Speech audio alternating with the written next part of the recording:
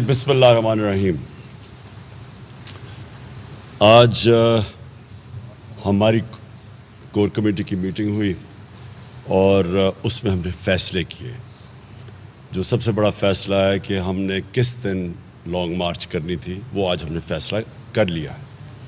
मैं थोड़ी सी अपनी पाकिस्तान की पब्लिक को बैकग्राउंड दे दूं कि हम यहाँ तक पहुँचे कैसे।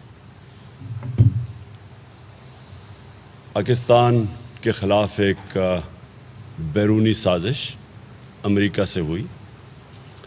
उन्होंने रजीम चेंज के लिए यहाँ लोगों को साथ में लाया। बदकिस्मती से उन लोगों को साथ में लाया जो कि इस मुल्क के करप्ट तरीन लोग थे, और वो अपनी करप्शन बचाने के लिए किसी किस्म की भी साजिश का हिस्सा बनने के लिए तैयार थे। इन्होंने मिल के ये साजिश पिछले 8 महीने से ये साजिश शुरू हुई, और इसका मुझे इल्म पिछली अगस्त बल्कि जून से ही शुरू हो गया था, लेकिन अगस्त के बाद मुझे पूरा समझ आ गई कि ये हो क्या रहा है। आज अपने मुल्क के सामने रखना चाहता हूँ कि ये साजिश जो हुई थी, ये मेरे ख़िलाफ़ नहीं हुई, ये पाकिस्तान के ख़िलाफ़ हुई है।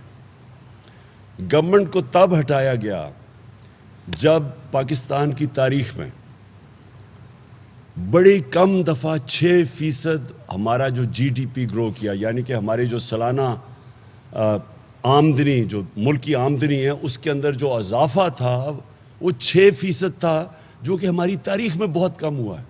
यानी मुल्क आगे बढ़ रहा था, इंडस्ट्री आगे बढ़ रही थी। इंडस्ट्रियल ग्रोथ रेट कई कहते हैं कि 60 की दिहाई के बाद, 1960 की दिहाई के बाद ये सबसे बेहतर इंडस्ट्री के लिए वक्त था वो बढ़ने का आगे। किसानों के लिए सबसे बेहतरीन टाइम था, क्योंकि पैसा उनको ज़्यादा मिला। हमने शुगर माफिया से उनको पैसा दिलवाया, टाइम पे उनकी फसलें उन्होंने लगाया, रिकॉर्ड फसलें हुई। 2 साल मुसलसल रिकॉर्ड फसलें हुई और रिकॉर्ड पैसा गया किसानों के पास। तो 60% पाकिस्तान भी खुशहाल था, इंडस्ट्री भी ग्रो कर रही थी। सारे बर्रे सगीर में पाकिस्तान में सबसे ज़्यादा रोज़गार था, सबसे कम बेरोज़गारी थी मुकाबले में हिंदुस्तान और बाकी जितने बड़े सगीर के ममालिक थे। उसके अलावा IT एक्सपोर्ट्स, टेक्नोलॉजी की तरफ पहली दफ़ा 75% IT की एक्सपोर्ट्स बढ़ रही थी। तो मुल्क तो हर तरह के तौर पे आगे बढ़ रहा था। करप्शन का कोई केस नहीं था, कोई इमरान खान बाहर घर नहीं ले रहा था, कोई इस मुल्क से पैसे मनी लॉन्ड्रिंग नहीं कर रहा था, उसकी कोई जायदादें नहीं बन रही थी, कोई उसके रिश्तेदार सारे ओहदों पे नहीं थे। तो क्या वजह थी कि उस टाइम पे जब एक मुश्किल वक्त से निकल के पाकिस्तान यहाँ पहुँचा, याद रखें बैंकरप्ट था मुल्क जब हमें मिला 2018 में, सबसे ज़्यादा पाकिस्तान का बैरूनी खसारा था, जिसको करंट अकाउंट डेफिसिट कहते हैं, $20 अरब का था तकरीबन। 20 अरब डॉलर का खसारा, मुल्क बैंकरप्ट, पैसे हमारे पास थे नहीं, अपने बाहर की जो लाइबिलिटीज़ थी उनको देने के लिए डिफ़ॉल्ट के करीब थे। वो पाकिस्तान बच के निकाल रहे थे, तो ऊपर से कोरोना आ गया, जो सदी में एक दफ़ा इतना बड़ा बुरहान आता है।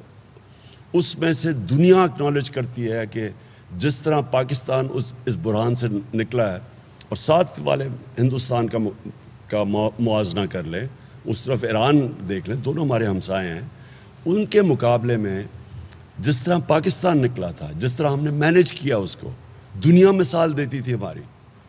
जिधर आप बड़े बड़े हमारे से मुल्क, जिनके इदारे हमारे से बेहतर थे, उनके बुरे हालात, अमेरिका का क्या हुआ, यूरोप में क्या हुआ, उसके मुकाबले में 22 करोड़ का मुल्क, हमने अपने लोगों को भी कोरोना से बचाया, अपनी माइशत को बचाया। और वो रिफ्लेक्ट करता है कि तीसरे साल में 5.6% ग्रोथ रेट हुई, और चौथे साल में जो अब सामने आ रही है 6%, तकरीबन 6% ग्रोथ रेट। इसका मतलब मुल्क सस्टेनेबल ग्रोथ पे निकल गया था, सही माने में आगे निकल गया था।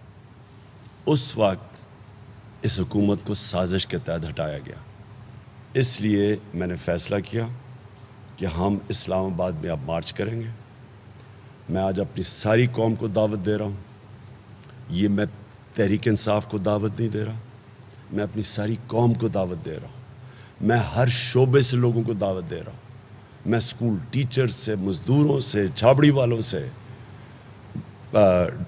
کسانوں سے، ایکس سروس مین جنہوں نے اس ملک کی آزادی کے لیے جانوں کی قربانیاں دی ہوئی ہیں، میں ان کو دعوت دے رہا ہوں کہ یہ اس سے زیادہ ظلم کیا ہے، اس سے زیادہ بدترین غلامی کیا ہے کہ پہلے تو باہر سے گورنمنٹ اور وہ چوروں کے اوپر، اس سے زیادہ غلامی کیا ہے؟